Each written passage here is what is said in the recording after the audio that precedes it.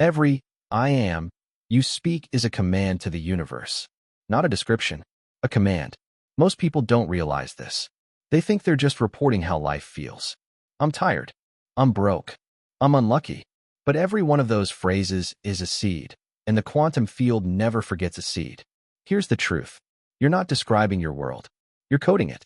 Each word leaves your lips as frequency, and the field listens like an obedient mirror. It doesn't judge what's true or false. It simply says, as you wish. When you say I am, you hold the master key of creation. The field doesn't respond to your hopes or dreams. It responds to your state of being, your identity. Because in the language of energy, self and reality are the same word. Centuries ago, sages already knew this. When Moses asked the divine for its name, the answer wasn't a title. It was a frequency. I am that I am. That wasn't poetry, it was instruction. A reminder that existence itself vibrates through self-definition. In modern physics, we'd call this the observer effect. The moment you identify yourself, the universe collapses around that identity. It becomes real. When you say, I am strong, the particles of your body and the probabilities of your future reorganize to match that command. But most people never take the wheel. They let their words drive them into the same ditch day after day. I am tired turns into a life of exhaustion. I am unlucky becomes a lifetime of missed chances. The universe isn't punishing you, it's obeying you. Think of it like tuning a radio. Every I am sets your dial. Say, I am powerless, and you tune to the station of powerlessness. Say, I am enough, and suddenly the music changes. It's not superstition, it's frequency alignment. Because the field doesn't hear your excuses, it hears your vibration. The tragedy is, we've been taught to speak small, to equate modesty with truth and limitation with realism. But every I am is an artist's brush on the canvas of the infinite. And the universe, infinitely patient, paints exactly what you describe. So the first step is an action. It's awareness. Catch the words you use after I am, because they're building the structure you're living in. You're the architect, whether you admit it or not. You're the programmer, whether you believe it or not. And the code you write becomes the life you walk through. So here's the question that begins your transformation. When you say, I am, what are you commanding into being? Say it again, but this time, say it like you mean it. Not as a complaint, as a declaration. I am awake. I am powerful. I am becoming the frequency I choose. Because the universe isn't listening to your words. It's listening to who you are while you speak them. And once you realize that, you stop waiting for reality to change and start speaking it into existence. The universe is not a judge. It doesn't weigh your worth, your past, or your mistakes. It mirrors your frequency perfectly, relentlessly, without emotion. Every moment, you are broadcasting. Every thought, every word, every I am sends a signal into the quantum field. And that signal returns to you as experience. This is not philosophy. It's mechanics. Cause and reflection. Command and echo. Most people mistake this reflection for punishment. They think life is unfair. They say, why does this always happen to me? But reality doesn't target anyone. It simply mirrors the vibration you hold most often. If your I am is full of doubt, the world echoes confusion.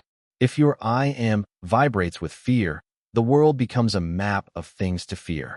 If your I am hums with love, the world rushes to meet you with warmth. That's how obedient the field is. It doesn't edit your words.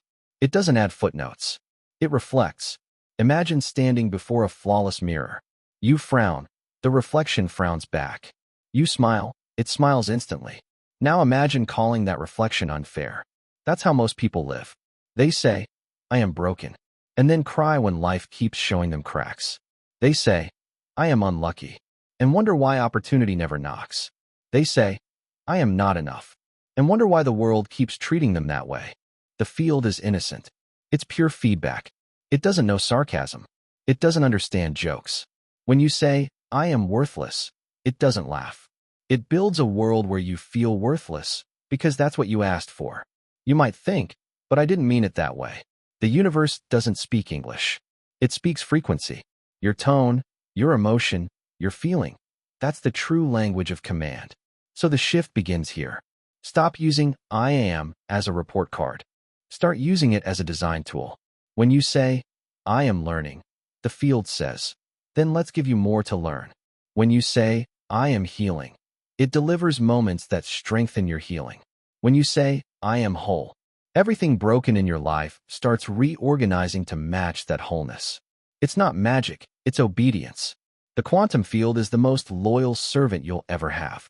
It has no agenda, no resistance, no ego. It simply amplifies the dominant signal you broadcast. So ask yourself, what frequency have you been transmitting unconsciously? What story have you been reciting every day without realizing it's a spell? Because every I am is a spell, and your life is the collection of those spells made visible. You are both the magician and the magic, both the writer and the script. And here's the paradox. You don't need to fight the old story. You just need to stop rehearsing it. When you catch yourself saying, I am tired, pause. Don't argue. Just breathe and say, I am recharging. When your mind whispers, I am lost, answer softly, I am finding my direction. These are not empty affirmations. They are frequency pivots, tiny adjustments that change your broadcast. And over time, those shifts become seismic. Because the mirror never lies. It only reflects what you bring to it. So stand before that infinite mirror, the quantum field, and choose wisely what you say next. Because in the language of the universe, I am means create this. There's a moment when words stop being words. When I am becomes more than sound, it becomes presence. That moment is the doorway to the God state. The God state isn't arrogance. It's not about superiority or ego. It's alignment, perfect coherence between who you believe you are and what reality reflects back.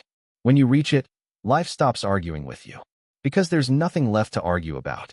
You and your world are speaking the same frequency.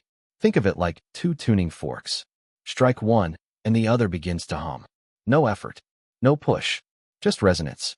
That's how creation really happens, through vibration, not struggle. The same principle runs through both ancient mysticism and quantum mechanics. Mystics called it divine unity.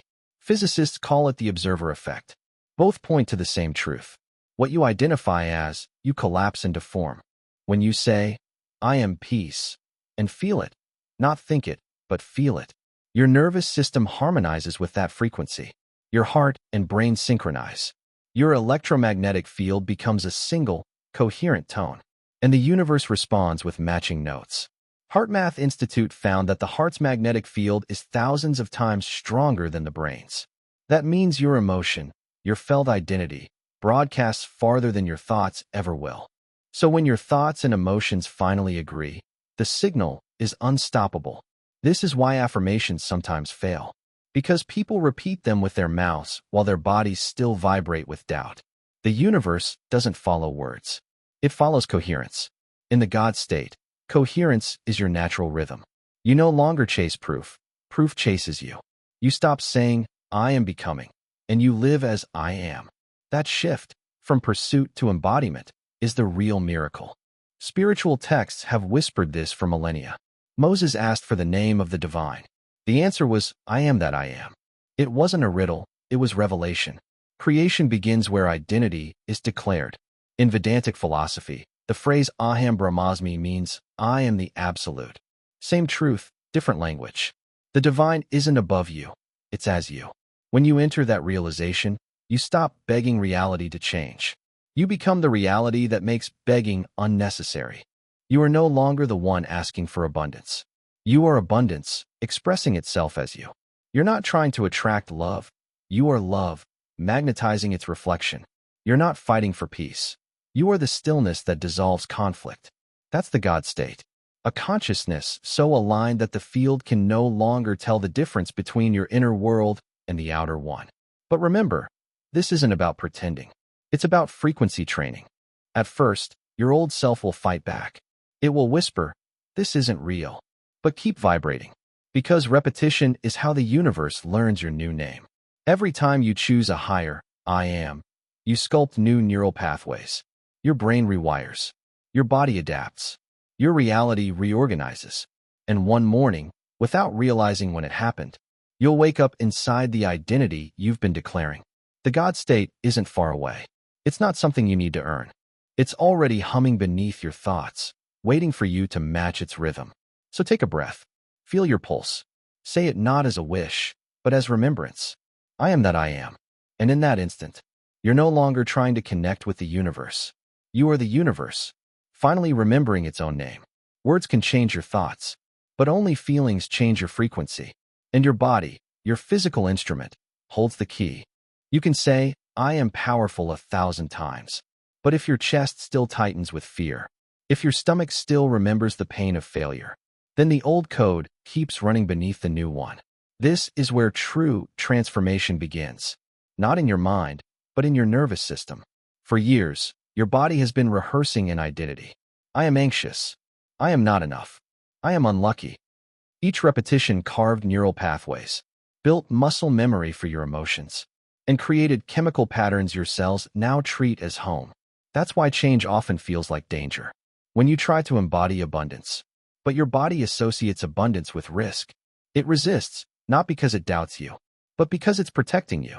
It still remembers the pain of loss, the fear of disappointment, the shock of instability. So before you can become the new I am, you must teach your body that the new identity is safe. Science supports this. Dr. Joe Dispenza calls it self-directed neuroplasticity, the process of rewiring the brain through repeated, elevated states of emotion. Bruce Lipton's work on epigenetics shows that your beliefs, your repeated I am, literally turn genes on or off. Your biology obeys your story. But here's the trick. The body learns through feeling, not logic. So you can't just think your way into the God state. You have to feel your way into it. That's where embodiment practice comes in. When you breathe calmly while declaring, I am abundant, you're telling your cells, this is normal now. When you visualize success while your heartbeat is steady, your body links success with peace instead of stress. That's how a new identity roots itself. Through safety, through repetition, through presence. Try this. Next time you notice an old phrase rising, I am tired, I am broke, I am lost. Pause. Don't fight it. Just breathe. Then gently replace it with a bridge statement. Not fake positivity, but a neutral truth your body can accept. I am restoring my energy. I am learning to manage money with ease. I am finding my direction. These subtle pivots matter. They don't trigger the body's defense system. They invite it into collaboration. Over time, the emotional charge around the old identity dissolves. Your heart rate steadies. Your breath deepens. Your chemistry changes. And with that, your frequency rises. Every coherent, I am, you feel deeply. Not just say, but feel. Sends a new electromagnetic pattern through your field. The quantum realm responds instantly, adjusting probabilities to match the new vibration. It's not fantasy. It's physics. The famous double-slit experiment showed that observation changes reality. But the most important observation is the one you make of yourself. When you look at yourself as healed, whole, abundant, you collapse into that version of reality. Your cells align. Your world aligns. So the practice is simple, but profound. Feel before you see. Relax into the identity before you have proof. Because proof is not the cause, it's the echo. One day, after weeks or months of choosing the new I am, you'll realize something extraordinary. The fear is gone. The body no longer flinches at abundance. It welcomes it. It recognizes it as home. That's when manifestation stops being effort and becomes nature, because your body, your mind, and your field are finally telling the same story, the story of I am.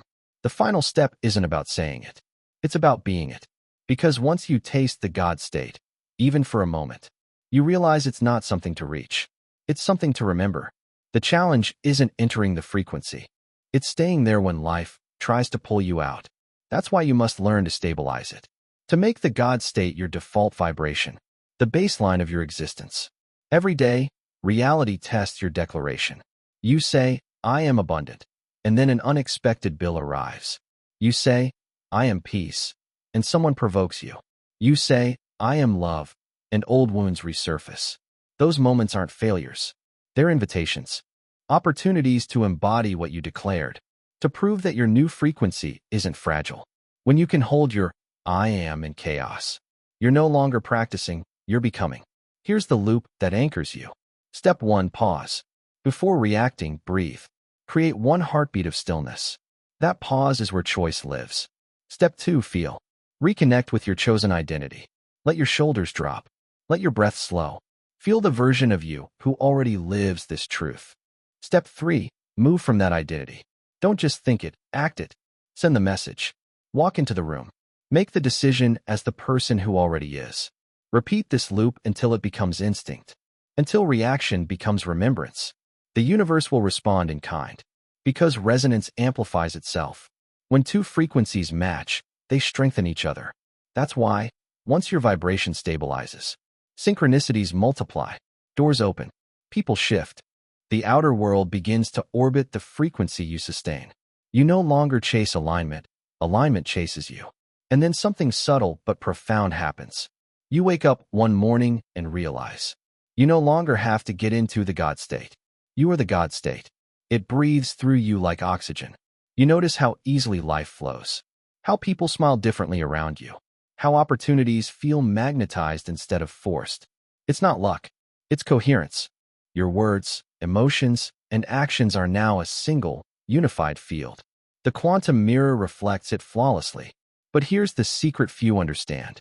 The God state doesn't mean perfection. It means presence. Even when doubt flickers, you don't collapse, you observe. Even when fear whispers, you don't obey, you breathe. Because you know, the vibration you hold is the one the field must echo. So instead of asking, is it working? You declare, it's already done. Because the field mirrors belief, not hope.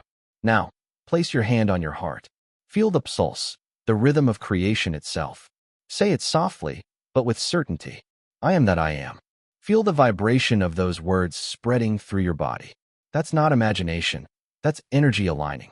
From this moment forward, you're not waiting for a sign. You are the sign. You're not chasing frequency. You are the frequency.